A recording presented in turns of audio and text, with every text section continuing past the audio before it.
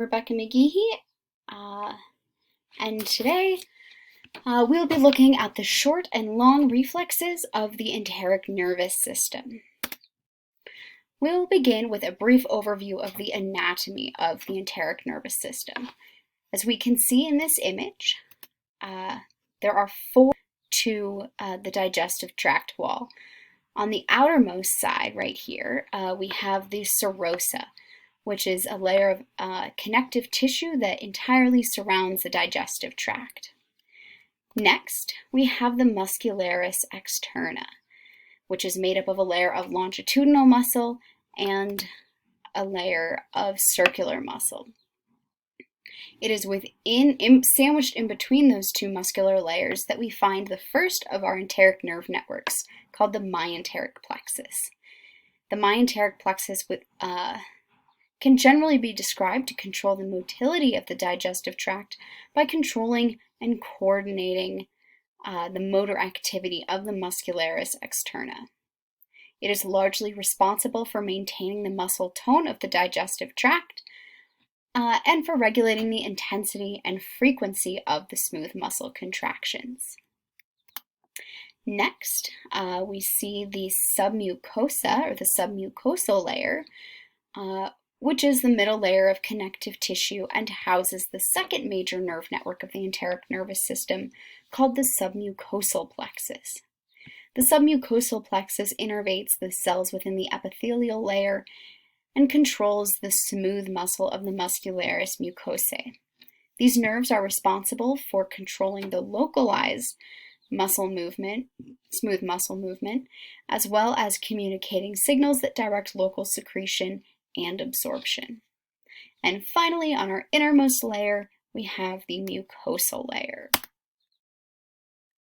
So it is important to note that the two nerve plexes are embedded entirely within the wall of the digestive tract. Next, we're going to look at a few similarities and differences between the enteric nervous system and the central nervous system. But first, a little bit of vocabulary. When we refer to the nerve plexuses of the enteric nervous system, we call them intrinsic neurons. And these, as we just stated, are housed entirely within the walls of the gut. Extrinsic neurons, in contrast, are the autonomic neurons that bring signals from the central nervous system to the enteric nervous system.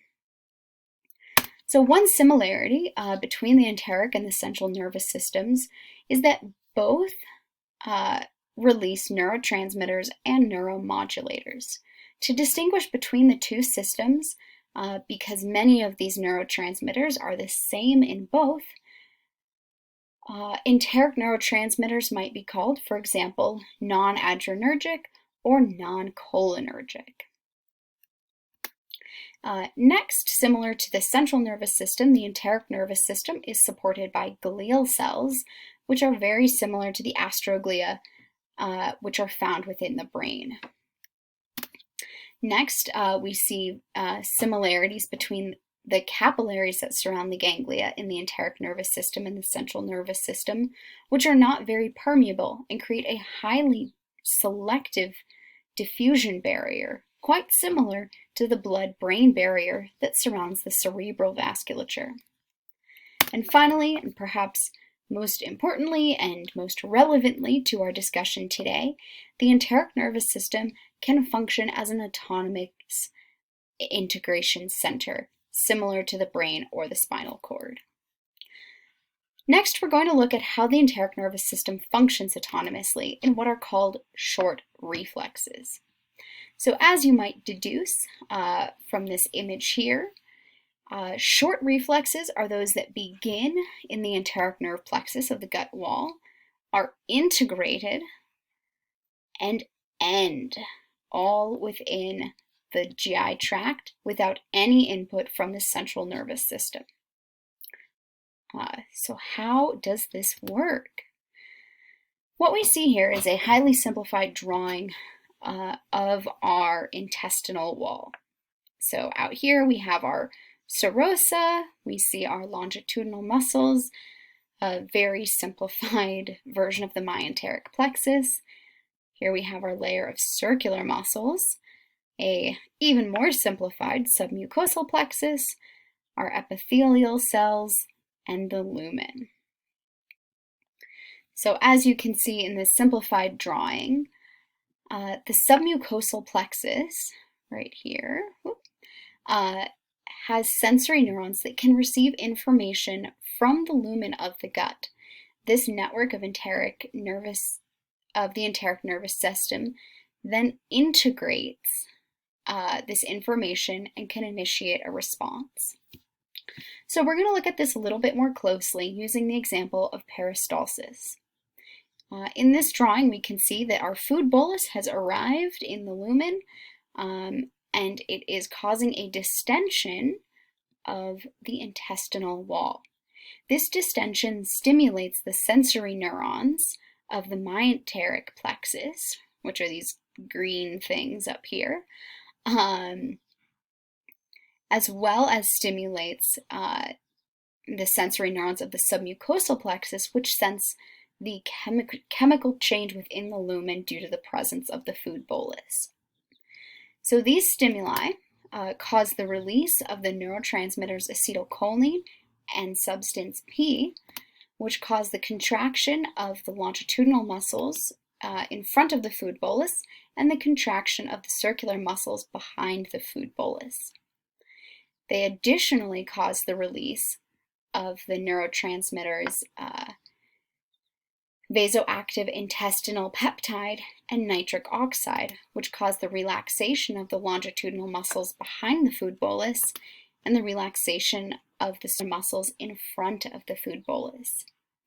It is this combination of highly specific neurotransmitter release that allows the process of peristalsis to occur.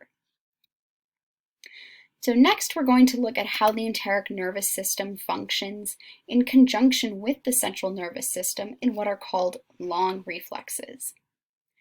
As you might deduce from this drawing, the long reflexes are those that utilize either the spinal cord or the brain as the integration center. So how does this work? So the long reflexes are predominantly driven by the innervation of the sympathetic and parasympathetic nerves within the digestive system. These innervate the myenteric plexus and the submucosal plexus. As we know, the sympathetic nervous system is what creates our fight or flight response. And this reaction inhibits the nerves of the enteric nervous system and preferentially diverts the body's resources towards more immediately life-serving functions and away from digestion. This is the reason why sometimes athletes have digestive problems during their races, because their sympathetic nervous system is activated, which prevents effective digestion and hence can cause all kinds of unpleasant indigestion symptoms. In contrast, the parasympathetic nervous system activates our rest and digest reflex. So as you might guess, this activates the nerves of the enteric nervous system. It causes an increase of blood flow to the digestive system, as well as causes an increase in peristalsis, absorption, and secretion. So let's summarize what we have covered in this brief overview of the enteric nervous system. First, the enteric nervous system is made up of two dominant nerve networks: the myenteric plexus, which is predominantly responsible for the large-scale motility of the digestive tract, and the submucosal plexus, which dominates the more localized responses, including absorption and secretion. We looked at the short reflexes, which utilize the enteric nervous system as the integration center, and looked specifically at the example of peristalsis and how this system allows food to move easily through our digestive tract without innervation from the central nervous system. And finally, we looked at the long reflexes, which utilize the central nervous system as the integration center, and where the sympathetic and parasympathetic nervous systems innervate the enteric nervous system and can either activate or deactivate the process of digestion. And this was our short summary of and our introduction to the enteric nervous system.